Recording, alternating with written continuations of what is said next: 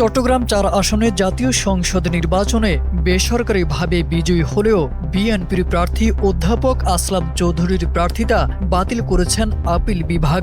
ফলে তিনি সংসদ সদস্য হিসেবে শপথ নিতে পারবেন না। মঙ্গলবার প্রধান বিচারপতির নেতৃত্বাধীন ৪ বিচারপতির আপিল বেঞ্চ এই রায় দেন। এর আগে গত ৩ ফেব্রুয়ারি আপিল বিভাগ আসলাম চৌধুরীকে নির্বাচনে অংশ নেওয়ার অনুমতি দেন। পরে ১২ ফেব্রুয়ারির নির্বাচনে তিনি বেসরকারিভাবে বিজয়ী হলেও আদালতের নির্দেশনার কারণে নির্বাচন কমিশন এখনও চূড়ান্ত ফলাফল গেজেট আকারে প্রকাশ করেনি। মামলার নথি অনুযায়ী ঋণ খেলাপির অভিযোগের মুখে গত ১৮ জানুয়ারি নির্বাচন কমিশনে আপিল শুনানির শেষ দিনে তার মনোনয়নপত্র বৈধ ঘোষণা করা হয়। জীবন অবাক না করলে কে করবে? ২৮% মিল্ক ফ্যাটের অবাক করার সাথে ফ্রেশ মিল্ক পাউডার। জীবন অবাক করুক প্রতিদিন। ওই সিদ্ধান্ত চ্যালেঞ্জ করে সংশ্লিষ্ট ব্যাংক হাইকোর্টে রিট করলে তা খারিজ হয়। পরে ব্যাংক কর্তৃপক্ষ আপিল বিভাগে আবেদন করে। একই সঙ্গে হাইকোর্টের আদেশের বিরুদ্ধে লিভ টু আপিল করেন জামায়াতের প্রার্থী মোহাম্মদ আনোয়ার সিদ্দিকী। গত ১৫ জুন মামলার চূড়ান্ত শুনানি শেষে